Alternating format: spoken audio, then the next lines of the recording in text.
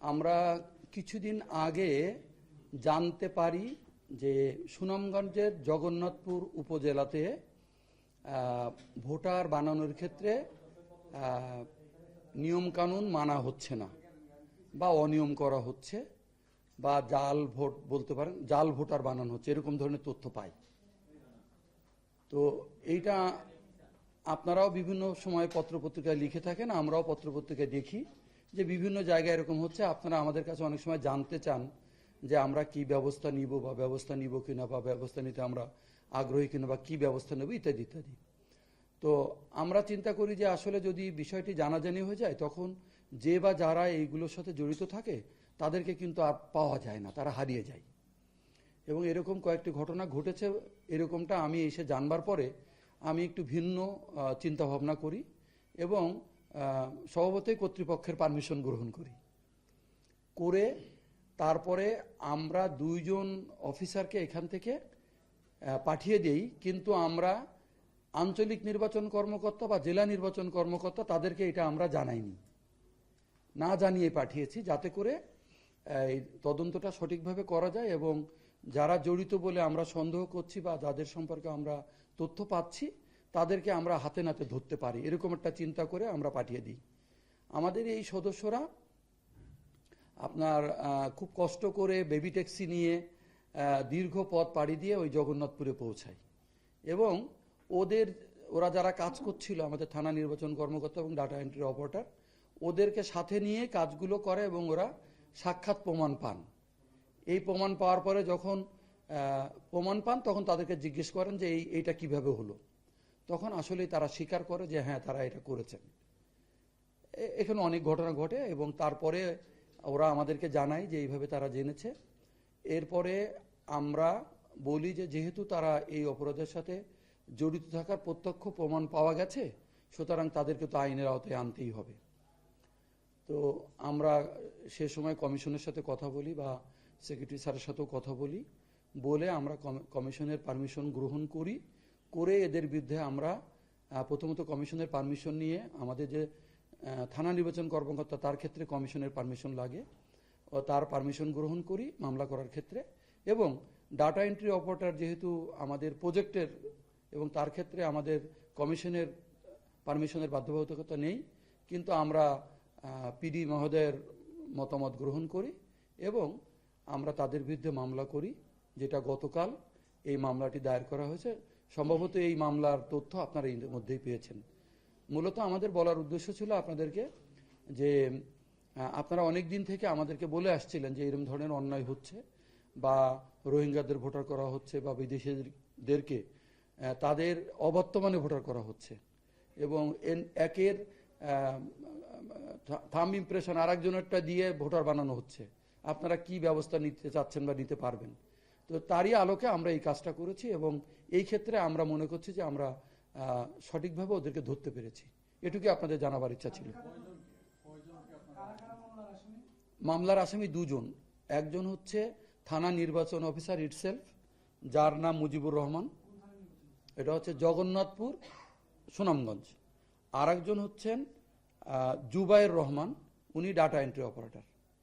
এর সাথে আপনার হচ্ছে আমরা ওইখানে যারা এই কাজের সাথে জড়িত তাদেরকে আমরা খুঁজেছি, কিন্তু কেউ তো বলতে চায় না। আমরা অজ্ঞাতনামা কয়জন দিয়েছি? 9 জন অজ্ঞাতনামা। হ্যাঁ, অজ্ঞাতনামাদেরকে একটু দেওয়া হয়েছে যাতে করে ওদেরকে পুলিশ একটু ধরতে পারে। আমরা আরেকটা খবর এরকম পেয়েছি, হয়তো আপনাদেরও জানা থাকতে পারে, যে জগন্নাথপুরে এই কাজটা অনেক দিন থেকে হয়ে আসছে এবং ওখানে একটা চক্রই নাকি আছে, তারা এই কাজটা করে। আমরা আশা করি সেই চক্রটা এখন একটু ভাঙা সম্ভব হবে। না, এটা রোহিঙ্গাদের বিষয় না, এটা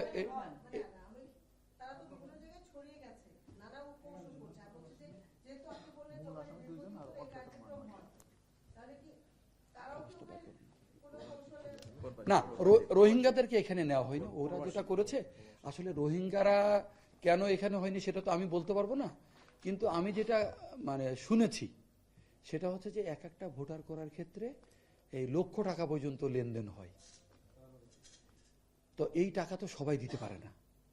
তো তো যারা বিদেশে থাকে তারা হয়তো পারে, এবং সেজন্যই হয়তো এই ঘটনাগুলো ঘটে। আমরা আমরা না আমরা আর কোনো তথ্য স্পেসিফিক এখনো পাইনি, কিন্তু আমরা হচ্ছে আমাদের ইন্টারনাল সিস্টেমে একটা মনিটরিং করার সুযোগ রয়েছে, যেটা হয়তো আগে করা হতো কিনা জানি না, বাট এখন আমরা শুরু করেছি। এবং আপনারা হয়তোবা আরেকটু অপেক্ষা করলে 2-1 দিনের মধ্যে আরো নতুন কিছু তথ্য জানতে পারবেন।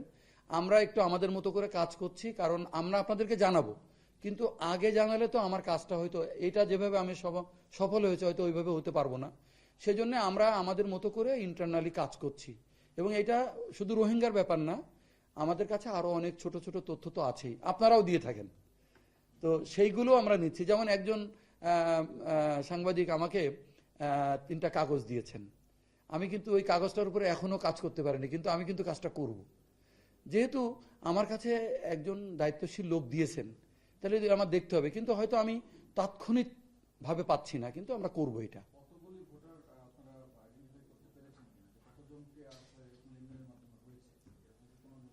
আমরা ওই দিন সম্ভবত 3 জনের তথ্য পেয়েছি। তা আমাদের তো একজন ব্যক্তির বিরুদ্ধে ব্যবস্থা নেওয়ার জন্য একটাই যথেষ্ট।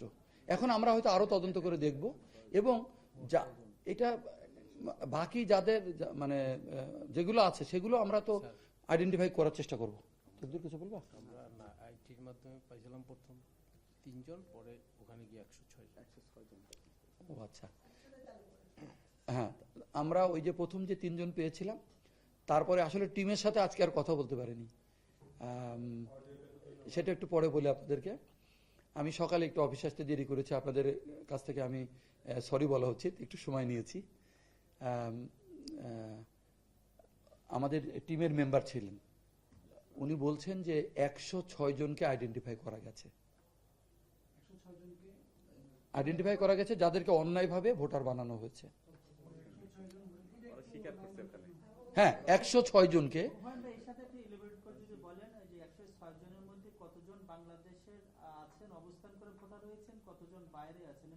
তাদের মধ্যে কি ধরনের ব্যক্তিদের আমরা পেয়েছেন, যে ইয়াং জেনারেশন না বয়স্ক, না কি ধরনের?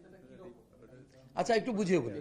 সেটা হচ্ছে যে সংখ্যাটা বললাম, এই লোকগুলো বিদেশে থাকে, তো ওদের তো এখন তো ভোটার হতে হলে আপনার 10 আঙ্গুলের ছাপ এবং আপনার আইরিশ যেটা ছবি, এটা তো বাধ্যতামূলক। তো এই লোকগুলো তো বিদেশে আছে, তাহলে ওদের তো ছবি আমরা নিতে পাচ্ছি না, অ্যাজ ওয়েল অ্যাজ হাতের ইমপ্রেশন, যেটা আঙ্গুলের ইমপ্রেশন, ওটা তো নিতে পাচ্ছি না। অন্য লোকদেরকে দিয়ে এটা করানো হয়, হয় অল্প বয়স্ক লোকদেরকে দিয়ে অথবা অন্য একজনকে দিয়ে করানো হয়, এবং ওই কাগজের ছবি দেওয়া হয়, দিয়ে ওরা ভোটারটা করে ফেলে আর কি। তাহলে তো এটা একটা জালিয়াতি, তাই না? এই জালিয়াতি করে এরা সবাই বাংলাদেশি, বিদেশে থাকে। এখন কেন এরা এই পথ বেছে নিল এটা আমি নিজেও বুঝতে পারছি না, এটা কোনো প্রয়োজন ছিল না।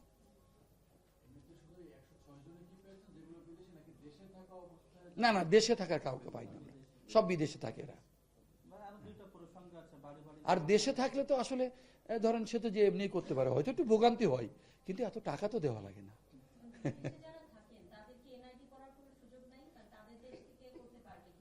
না না, বিষয়টা হচ্ছে যে আপনারা নিশ্চয়ই জানেন যে আমরা বিদেশে যখন যাই বা কোনো এয়ারপোর্টে যাই বা কোথাও যাই, আমরা কিন্তু লাইন দিয়ে 2 ঘন্টা 3 ঘন্টা দাঁড়িয়ে থাকি, কিন্তু আমাদের অফিসে আপনি দেখবেন কেউ লাইনে নাই।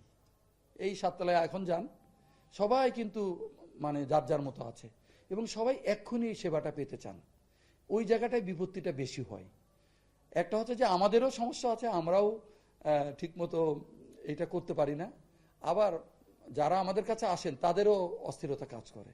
এই দুইটা জায়গায় সমস্যা হওয়ার কারণে ওরা মনে করছে কিছু টাকা দিলেই যদি হয়ে যায় তাহলে হয়ে গেল, কিন্তু এটা যে ওনার ক্ষতি হচ্ছে, এবং আলটিমেটলি কিন্তু এই কার্ডটা উনি ইউজ করতে পারবেন না, কারণ উনি যখনই বাইরে এই কার্ডটা ব্যবহার করবেন, উনি যখন ওই অন্য জায়গায় এই যে থাম্ব ইমপ্রেশন দিবেন, এটা কিন্তু মানে ম্যাচ করবে না। ম্যাচ না করলে উনি তো বিপদগ্রস্ত হবেন। কিন্তু কেন করছে এটা কি করে বলবো বলে? অথচ আমার অফিসের দায়িত্ব ছিল যে আপনারা এটা করেন না, এটা হবে না, আপনি যখন দেশে আসবেন তখন করেন, অথবা আমরা তো ইটালিতে বা অন্য অন্য দেশে যারা আছে আপনারা অপেক্ষা করেন, কিছুদিনের মধ্যে তো আমাদের আমরা তো বিভিন্ন দেশে যাচ্ছি, ওখানে একটু করে নিন। এটা আমরা বলছি না, সুযোগ আছে। অলরেডি 7টা দেশে তো চালু হয়েছে। আমরা 40টা আমরা 7টা দেশে চালু হয়েছে, 2টা দেশে খুব শীঘ্রই আমরা পৌঁছাবার জন্য চেষ্টা করছি এবং কাজ শুরু হয়ে গেছে। ইভেন আমাদের ম্যাটেরিয়ালসগুলো, যেগুলো ইকুইপমেন্টস লাগে, ওগুলো কেনা হয়ে গেছে। এখন আমাদের ট্রেনিং সহ অন্যান্য যে সমস্ত কাজ, সেই কাজের জন্য কিন্তু খুব শীঘ্রই টিম চলে যাবে। একটা হচ্ছে কানাডাতে 2 জায়গায়, অস্ট্রেলিয়াতে 2 জায়গায় এবং আপনার হচ্ছে বার্মিংহামে। তো এটা কিন্তু খুব আমরা হয়তো আগামী 2-3 মাসের মধ্যে চালু করতে পারবো। তো ওই লোকগুলোকে যদি আমরা ওই কয়টা দিন একটু ধৈর্য ধরতে বলতে পারতাম তাহলে তো ভালো হতো, কিন্তু আমাদের লোকজন বলেনি। গতকাল আপনারা যে কেসটা পেলেন, আপনারা পদক্ষেপ নিয়েছেন ভবিষ্যতের জন্য আপনার কর্মকর্তাদের উদ্দেশ্যে একজন মহাপরিচালক হিসেবে আপনার আসলে হুঁশিয়ারি বার্তাটা কি, আপনাদের ব্যবস্থাপনাটা কি হবে? আসলে আমি কেস আপনারা এরকম পেয়েছেন সেটাও বলেন আমাদের। না, আমি স্পেসিফিক এটা এখন বলতে পারছি না। আমরা তো বিভিন্নভাবে শুনি, আমরা সেটা রেকর্ড করি, আমরা চেক করি, যেটা আমরা পারি প্রমাণ পাই সেটা আমরা ব্যবস্থা নেওয়ার চেষ্টা করি। আসলে সবসময় তো আমাদের অফিস একই রকম চলে না, এখন তো এনভায়রনমেন্ট চেঞ্জ হয়েছে। আপনারা জানেন যে আমাদের কমিশনের যে কাজকাম সেগুলো খুবই স্বচ্ছ এবং ওনারা এই নিয়ম নীতি মানার ব্যাপারে খুবই তৎপর এবং আমাদেরকে সহযোগিতা করছেন। সবসময় তো আমরা এরকম পরিবেশ পাই না কাজ করতে। যে আমারও তো চাকরি অনেক বছর হয়েছে, আমি 30 বছরে পা দিয়েছি। তারপরে আমাদের সেক্রেটারি স্যার, উনি খুবই আন্তরিক। এই বিষয়টি করতে যে আমাদের কিন্তু অনেক সময় টেলিফোনে কাটাতে হয়েছে। প্রতিটা বিষয়ে আমি কমিশনের এবং সেক্রেটারি স্যারের, সিনিয়র সেক্রেটারি স্যারের পূর্ণ সমর্থন পেয়েছি এবং আমার কলিগ যারা গিয়েছিলেন তারা আমার কাছ থেকে সমর্থনটা পেয়েছেন। কিন্তু আমরা তো সবসময় এরকম আচরণ করতে পারি না।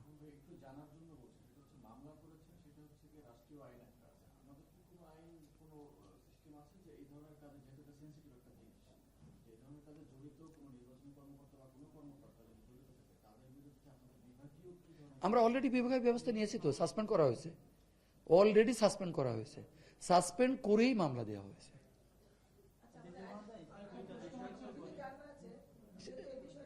বলেন না, আপনি যেটা বলছিলেন। হ্যাঁ, আমরা আমাদের কলিগদেরকে বলবো যে আমাদের চাকরিটা আমাদের কাছে খুব গুরুত্বপূর্ণ। আমি আমার কলিগদের বলছি, এবং আমরা চাকরিটা যখন থাকে তখন হয়তো চাকরির গুরুত্বটা বুঝি না, কিন্তু যখন চাকরিটা চলে যায়, আজকে যে 2 জন লোকের চাকরি চলে গেছে, তারা এবং তাদের পরিবার এবং তাদের আত্মীয় স্বজন বুঝতে পারছে কি পরিমাণ ক্ষতি তাদের হয়ে গেছে। এটা যদি আমার ক্ষেত্রে হতো, আমার আত্মীয় স্বজন, আমার ছেলে মেয়ে, আমার জন্য কিন্তু একই পরিণতি হতো। সুতরাং আমরা সবাই আশা করব এরপর থেকে আমরা যদি কেউ ভুলের মধ্যে থেকে থাকি, আমরা নিজেদেরকে সেখান থেকে প্রত্যাহার করি এবং আমরা সঠিকভাবে কাজ করি এবং আমাদের চাকরির যে দায়িত্ব, সেই দায়িত্বটা আমরা সঠিকভাবে পালন করি। আর যদি আমরা সেটা করতে ব্যর্থ হই, তাহলে এই দেশের প্রচলিত যে আইন আছে, সরকারি কর্মকর্তা কর্মচারীদের যে আইন আছে, সেই আইন অনুযায়ী ব্যবস্থা হবে। এটাই স্বাভাবিক। জি, হ্যাঁ, অলরেডি গ্রেপ্তার, তারা অলরেডি আজকে কোর্টে উঠছে, আমি যেটা খবর পেয়েছি। আচ্ছা ভাই, আপনাদের তো হালনাগাদ কার্যক্রম চলছে, জি, আর বাকি আছে 5 দিন সম্ভবত। তো এখন এ পর্যন্ত আসলে হালনাগাদ কার্যক্রমের সার্বিক পরিস্থিতি সম্পর্কে আমাদের একটু সামারাইজ করবেন? হ্যাঁ, আমি আপনাদেরকে কিছু তথ্য দিতে পারবো। আমরা গতকাল পর্যন্ত একটা আপডেট আমাদের কাছে আছে। গতকাল না, তার আগে সেটা হচ্ছে আপনার এই সর্বমোট আমরা এই পর্যন্ত 17,07,570 জনকে আমরা এখন পর্যন্ত তথ্য ফর্ম পূরণ করাতে পেরেছি, বা তথ্য ফর্ম পূরণ করেছে এই সংখ্যা 17,07,570 জন। যে হিসাবটা আমাদের কাছে গত পরশু দিনের হিসাব, কালকে আমরা আপডেট করেছি। গতকালেরটা হয়তো আমরা আজকে আপডেট করব, এইভাবে আমরা একদিন পর পর আপডেট করছি আর কি। সংগ্রহকারী কর্মকর্তারা কি বলছেন, আপনাদের কাছে কি ধরনের রিপোর্ট আসতেছে? না, কিছু কিছু সমস্যা তো সবসময় থাকে, বাট আপনারা জানেন যে অনেক মানুষের একটা দেশ আমাদের, এবং প্রত্যেকটা মানুষ কিন্তু ভিন্ন ভিন্ন এবং আলাদা আলাদা। প্রত্যেকটা মানুষের চিন্তা চেতনা ধ্যান ধারণা একটু ভিন্ন। সুতরাং একই রকম আচরণ তো সবাই সবসময় করতে পারে না বা হয় না। কিন্তু ওভারঅল আমাদের কাজটা হয়ে যাচ্ছে, কারণ আমাদের এবার সবার কাছে মেসেজ ছিল যে আমরা অন্তত বাড়িতে বাড়িতে যাব। আমরা আগে যেটা শুনতাম যে হয়তো চায়ের দোকানে বসে অথবা একটা জায়গায় বসে বা কোনো বাড়িতে বসেই পাড়ার সবার তথ্য নেওয়া হতো, এটা আমরা এবার এনশিওর করার চেষ্টা করছি যে যেন প্রত্যেকে বাড়িতে বাড়িতে যায়, এবং আমাদের এই ফলাফল বলছে যে সম্ভবত তারা বাড়িতে বাড়িতে যাচ্ছেন। না হলে আমরা এখন পর্যন্ত বড় ধরনের বা মানে নেগেটিভ কোনো তথ্য পাইনি।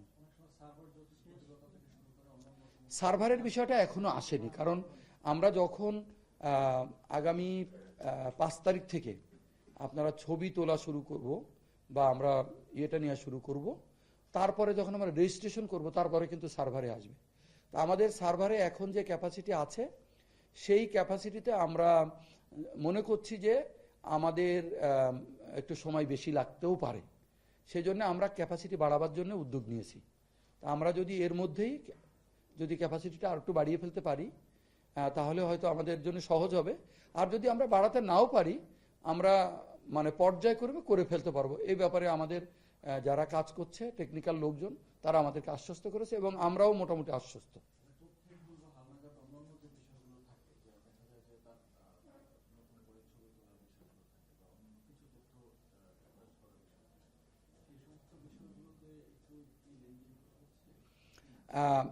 আমি আপনাদেরকে একটা তথ্য দিই, তাহলে আপনাদের জন্য সুবিধা হবে। আমাকে জানানো হয়েছে, আমি এখনো সংখ্যাটা বলতে পারবো না।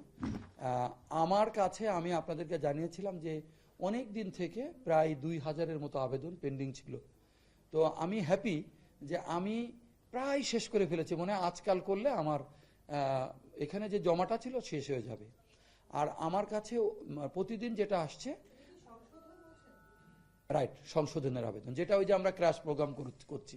তো আমি যদি শেষ না করি তাহলে তো আমার কলিগদেরকে আমি মানে ইয়ে করতে পারি না, মানে আপনার ক্যাটাগরি শুধু সেটা এটা আমার ক্যাটাগরি, মানে ক্যাটাগরি আছে তো আপনারা জানেন। তো আমার ক্যাটাগরির কিছু জিনিস কিন্তু আবার নিচের থেকে হয়ে আসে। তো আমাদের এর পরের ক্যাটাগরিতে আমাদের ডাইরেক্টর সাহেবরা যেগুলো করেন বা আমাদের সিনিয়র অফিসাররা যেগুলো করেন সেখানেও কিন্তু বেশ কিছু আবেদন আছে। তা আমরা মানে আমাদের দৈনন্দিন যে কাজ, এই কাজ করার পরও আমরা দেখি যে হয়তো আমরা একটা সার্টেন অ্যামাউন্ট করতে পারি, হয়তো সেটা তো 70টা 80টা 100টা, খুব বেশি এফোর্ট দিলে 110টা 20টা এরকম করা যায়। তো এইগুলো করতে একটু সময় লাগবে দেখে কিন্তু আমরা 3 মাসের সময় নিয়েছি। সম্ভবত এখনো 1 মাস হয়নি, আমাদের দিনটা আমরা ঠিক রেখেছি। তা আজ ওই পরিসংখ্যানটা আমি আজকে ঠিক একজ্যাক্টলি বলতে পারবো না, তবে আমরা ইতিমধ্যে অনেক অগ্রগতি হয়েছে এইটুকু বলতে পারি।